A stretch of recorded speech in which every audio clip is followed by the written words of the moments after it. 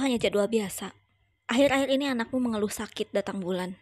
Dokter memeriksa, ada sedikit gangguan pada ovarium. Jawab Valeria. Carmen menoleh ke arah Valeria dan berhenti mencerca anak gadisnya. Kamu tuh sering sekali membela anakku. Kalian gak berbohong kan? Tanya Carmen. Aku berbicara fakta, Kak. Tidak mungkin anakmu seperti itu. Dia hanya gadis polos, percayalah padanya. Anakmu masih sangat belia dan tidak mungkin melakukan hal yang tidak sepantasnya dia lakukan, ucap Valeria. Kalau sampai anakku berbuat yang tidak, maka aku tidak akan memaafkannya.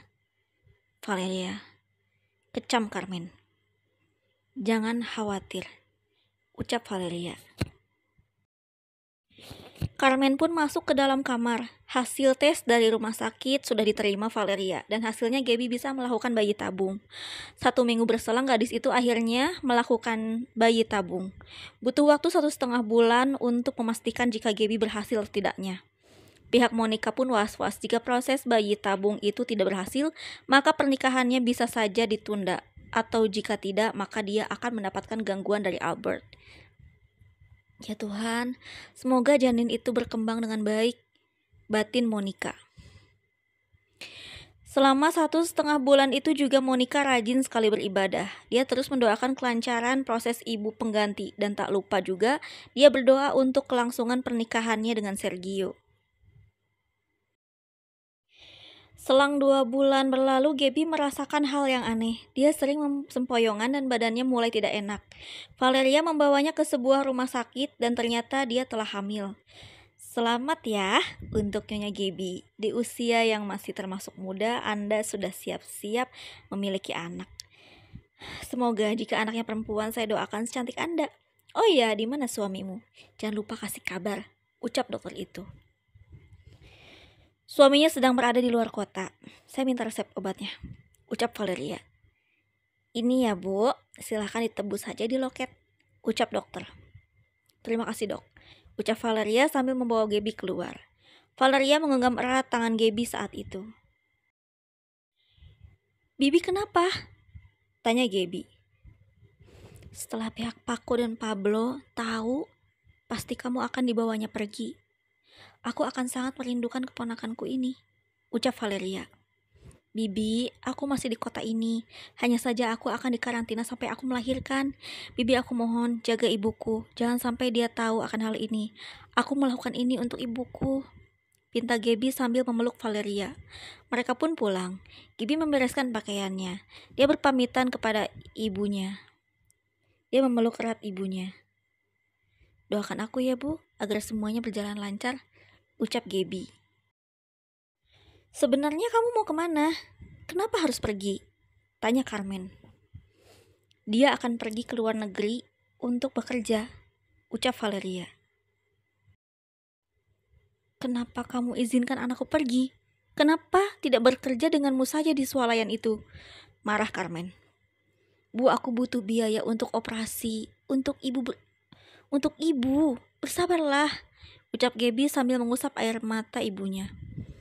Kak, jangan bersedih, ucap Valeria. Bagaimana tidak sedih? Anakku satu-satunya akan pergi jauh, sedangkan aku di sini hanya ongkang-ongkang kaki saja, ucap Carmen. Dia sudah besar dan anakmu juga sudah siap untuk menentukan jalan hidupnya sendiri, ucap Valeria. Ibu, aku meminta doa restumu, ucap Gaby. Carmen tak henti memeluknya dengan erat. Tak lama Gaby dijemput oleh Paco dan Carmen tak henti menangis saat Gaby melambaikan tangan tanda perpisahan. Valeria berlinang air mata. Carmen melihat hal itu. Kenapa kamu izinkan dia pergi tanpa memberitahu aku kalau dia akan pamit ke luar negeri? Tanya Carmen. Maafkan aku tahu ini salah, tapi inilah yang terbaik untuk anakmu. Dia harus bekerja dan memenuhi tanggung jawabnya terhadapmu, jelas Valeria. Sedangkan di situasi lain, saat di dalam mobil, air mata Gaby pun masih berlinang. Paco terus memperhatikan Gaby. Kenapa menangis? Tanya Paco. Aku pasti akan merindukan ibuku, ucap Gaby. Iya, aku tahu, tapi kalau kamu berbuat macam-macam, kamu akan lebih merindukan ibumu lebih dari ini, ucap Pako. Maksudnya apa? Tanya Gaby. Maksudku, kamu akan menerima keburukan dari pekerjaan ini. Kalau ibumu tahu kamu hamil tanpa suami, pasti akan terjadi sesuatu dengan ibumu, ucap Pako mengancam.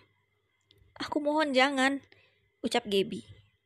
Kalau begitu, aku minta selama hamil kamu jangan berbuat yang aneh-aneh. Jangan pernah kamu ingin tahu siapa orang yang sudah menyewa rahimu. Biarkan itu menjadi rahasia perusahaan, ucap Pako pada Gaby yang masih saja menangis. Monica kala itu sedang berada di panggung catwalk. Saat sedang istirahat di backstage, dia melihat pesan singkat yang memberitahu bahwa sang ibu pengganti telah hamil. Sontak Monica pun bahagia karena pernikahannya dengan Sergio akan berjalan dengan lancar. Begitu pula dengan Sergio yang bangga pada akhirnya dia akan memiliki anak. Sebelum dikarantina di apartemen, Gaby bertemu dengan perempuan yang kala itu ada di koridor kantor Paco dan Pablo. Perempuan itu bernama Lauren. Dia juga tengah hamil 3 minggu. Dia menyapa Gaby dengan ramah dan memeluk Gaby. Selamat ya, akhirnya kamu hamil. Aku juga hamil, ucap Lauren. Kamu hamil? Tanya Gaby. Iya, kita sama-sama hamil, ucap Lauren. Lihatlah Lauren, dia bahagia sekali. Itu karena dia tahu hasil yang akan didapat sangatlah besar, ucap Paco. Gaby hanya diam membisu, dia hamil dalam keadaan perawan. Di situasi lain, kegembiraan datang dari pasangan Monica dan Sergio. Mereka saling memeluk dan berciuman. Akhirnya kita akan menikah, ucap Monica. Iya, kita akan menikah dan memiliki anak, ucap Sergio. Pemandangan itu terlihat oleh Albert. Albert kesal dengan keberhasilan ibu pengganti tersebut. Monica saat itu hanya mengunjungi kediaman Sergio dan dia hendak pulang. Karena kamar Sergio tak jauh dari kamar Albert, saat Monica hendak masuk ke kamar Sergio, dia diseret oleh Albert. Monica diseret ke kamar Albert dengan kasarnya, hingga Monica tersungkur ke ranjang kamar Albert. Roknya sedikit terbuka hingga terlihat paha mulus itu. Apa yang mau kamu lakukan? Tanya Monica pada Albert. Aku akan menyetubuhimu, ucap Albert sambil memaksa Monica. Dengan perlawanannya, Monica akhirnya bisa lepas dari jerat Albert. Kamu tidak akan bisa melakukan apapun padaku, ucap Monica. Namun ciuman pemaksaan itu sampai di bibir merah Monica. Akhirnya Albert mencium Monica. Tak selang beberapa lama Monica melepas ciuman itu. Dia segera pergi tanpa pamit dari kediaman Sergio. Dia menangis karena merasa ternodai oleh sikap Albert yang agresif. Kenapa dia bisa melakukan hal ini? Apa yang dia inginkan dariku? Tangis Monica. Esoknya Gaby sudah tinggal di apartemen. Dia hendak membeli perlengkapan mandi di suatu swalayan yang dekat dengan apartemennya. Gaby diawasi oleh Pablo dan Paco dari kejauhan. Tak sengaja Gaby bertemu dengan Sergio. Dia mencoba menghindari Sergio, namun Sergio terus menghampiri. Hai, kita ketemu lagi. Kamu sedang apa? Tanya Sergio. Aku sedang belanja untuk kebutuhan, ucap Gaby canggung. Paco dan Pablo kesal karena Gaby dengan lancang telah bertemu dengan calon orang tua asuh untuk anaknya alias penyewa rahim. Kurang ajar gadis ini. Bisa-bisanya dia bertemu dengan penyewanya. Apa uang yang kita janjikan kurang? Tanya Pablo pada Paco. Anak ini sangat licik sekali. Harusnya hukuman itu sudah harus berjalan dari sekarang, Pak Kak, ucap Paco. Oh ya? Sekarang atau nanti? Tanya Pablo. Aku ingin dia merasakan hukumannya sekarang, ucap Paco. Tunggu saja, sampai dia melahirkan, dia akan tahu balasannya, jawab Pablo dengan penuh amarah. Monica kala itu trauma. Dia menangis karena dirinya hampir dinodai. Ibunya khawatir dengan kondisi Monica yang tak mau bicara. Lucia menghampiri anaknya dengan memberikan pelukan. Kamu kenapa? Apa yang terjadi? Tanya Lucia. Aku telah, ucap Monica sambil menangis. Kenapa dengan pahamu? Kenapa ada tanda cakaran? Tanya Lucia.